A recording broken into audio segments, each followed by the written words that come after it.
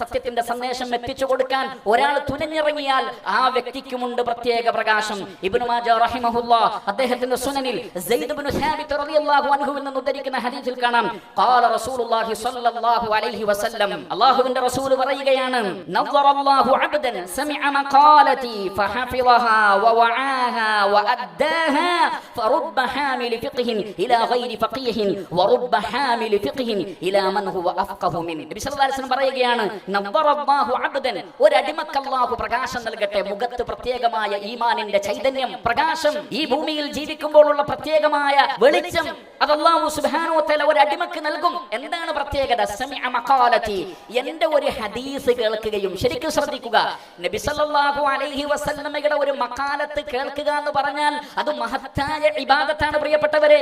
ഒരു ഹദീസ് കേൾക്കുക എന്ന് പറഞ്ഞാൽ ഏറ്റവും വലിയ കാര്യമാണ്.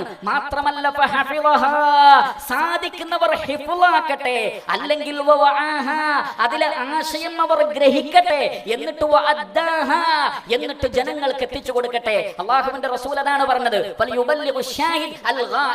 ഷാഹിദായവർ ഗായിബുകൾക്ക് എത്തിച്ചു കൊടുക്കട്ടെ എന്ന് പറഞ്ഞാൽ കേൾക്കാത്തവരുടെ കാതുകളിലാണ് എത്തേണ്ടത്. കേട്ടവർ തന്നെ കേൾക്കുക എന്നത് നല്ല കാര്യം തന്നെ, പക്ഷേ പ്രധാനപ്പെട്ടതല്ല, ഗായിബുകൾക്കാണ് ഇത് എത്തേണ്ടത്.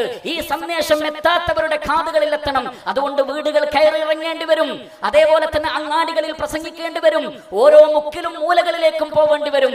ഗായിബായി നിൽക്കുന്ന, മറഞ്ഞു നിൽക്കുന്ന, സത്യത്തിന്റെ സന്ദേശം എത്താത്ത, പ്രവാചകന്റെ ഹദീസുകൾ എത്താത്ത ആളുകളിലേക്ക് ഈ സന്ദേശം എത്തിക്കുകയും അതിനുവേണ്ടി പരിശ്രമിക്കുകയും ചെയ്താൽ അല്ലാഹു സുബ്ഹാനഹു വ തആല അവർക്ക് പ്രത്യേകമായ പ്രകാശം നൽകുമെന്നാണ്.